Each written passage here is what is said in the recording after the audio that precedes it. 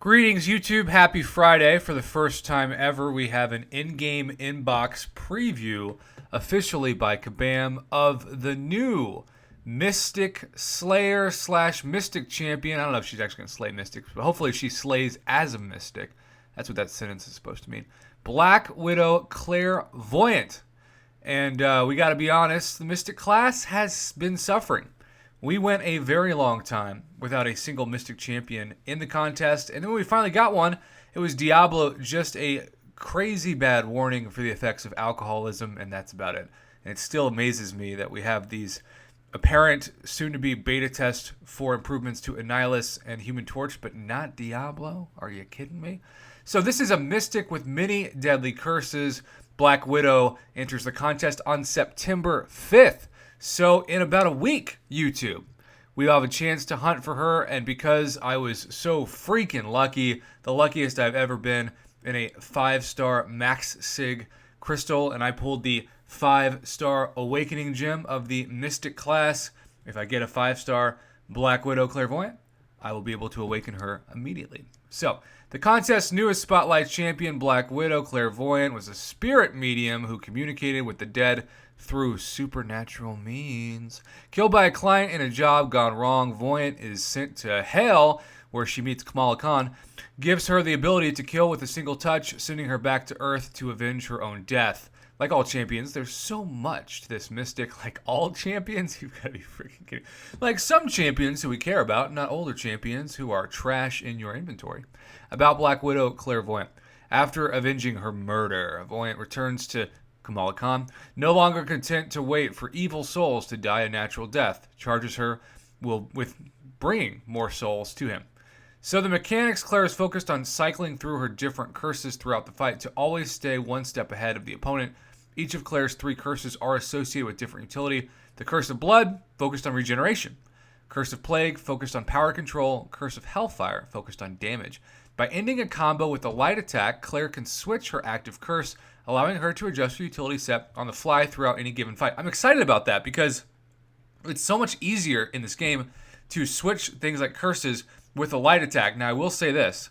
If you're like me, and especially when I'm on a live stream and I'm reading comments and I'm kind of just, I don't know, on auto fight in my own brain when I'm doing, say, the arena, if I end on a light attack and I already have the curse that I want, then I'm going to go to a different curse, and I should have ended on a medium. So you can punish yourself if you switch curses because you keep doing light attacks without thinking about it. Additionally, each curse comes with a matching immunity, making her great at completely bypassing bleed, poison, and incinerate effects. Now, the incinerate one is what I'm fascinated by because there are very few champions in this game right now that are incinerate immune. Even somebody like Korg is not incinerate immune. And then we have, I hate when they still say all stats based on 4-star rank 5.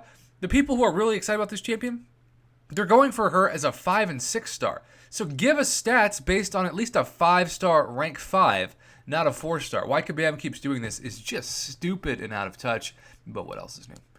Okay, so there we go. This is the one that they should just put at the very top.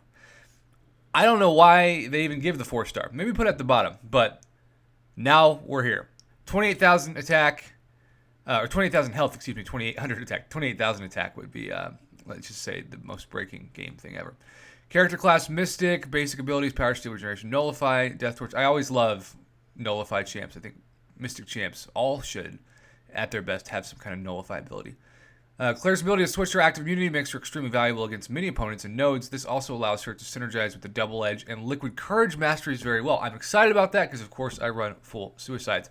And I think maybe the takeaway from this video, particularly maybe the title of this video so far, is going to be Clairvoyant is going to be a great suicide mastery champ because she was created to switch off immunities. In fact, let's say that you start doing the bleed at the beginning of the fight, which you only do for a small amount, and then you keep running the poison. Well, if you switch your immunity to poison, you're no longer going to take that poison damage. Although if you're like me and you have willpower maxed out, you could be not losing more damage than you're recovering with the health because of that awesome mastery with suicides overall.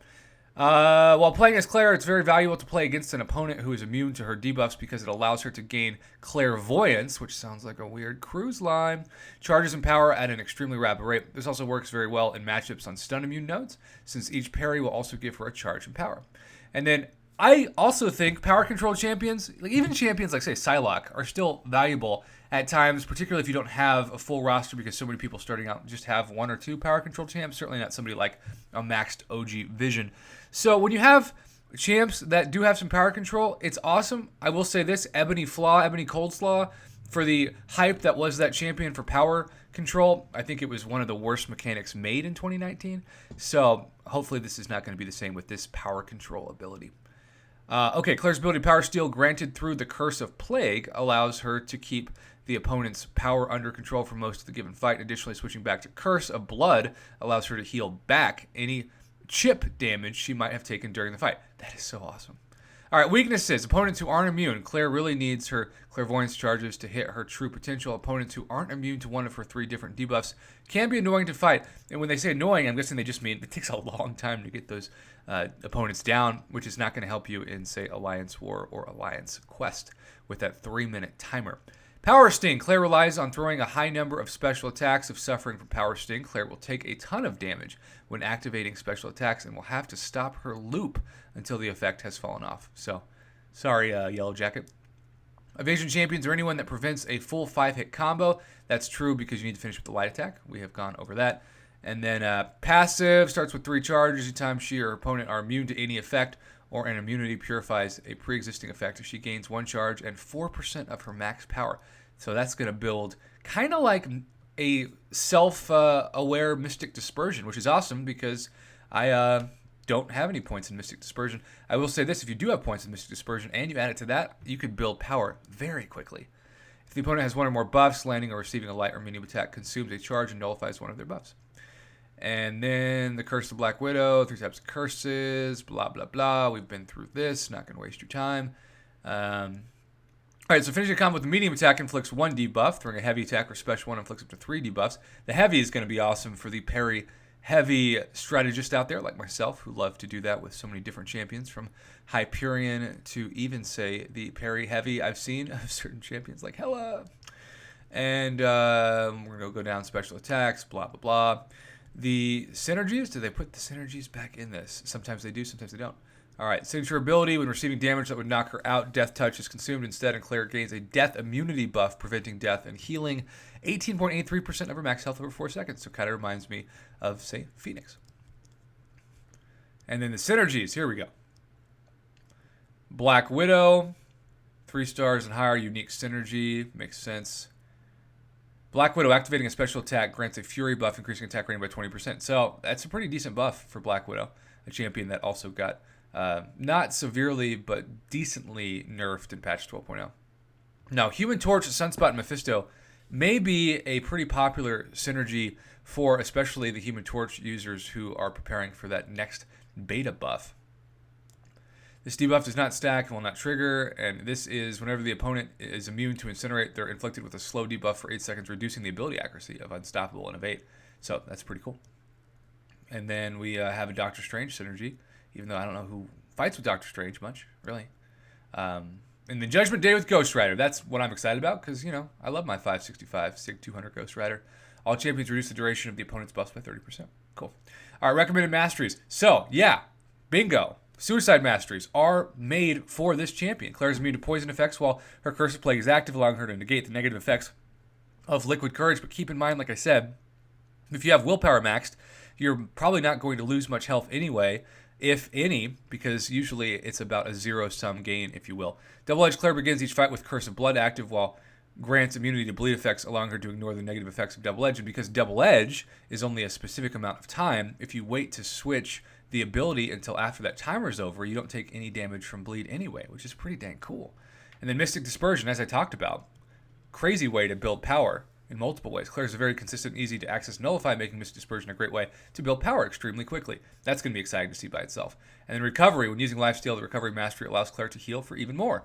So I'm excited about this champion, partially because I've got that 5-star Mystic Awakening gem, and because I run full suicides. So this may be one of the best Suicide Mastery champs we have ever seen, and really that's my takeaway. If you are somebody that wants to try it out, if you want to invest your units into more Suicide Mastery cores, maybe I'll do an updated Mastery conversation, because it has been about a month now since I've switched to full suicides, and Omega Red is now my favorite champion to fight with, even more than Quake, which kind of makes me feel like I'm cheating on my boo, but it is what it is. Omega Red is just a cheat code with full suicides. So thanks for watching, YouTube. Let me know if you're hyped for this new champion in the comments below, and keep in mind next week I will be going for this champion in featured Cavalier Crystals. Have a great Friday, YouTube. Thanks for watching.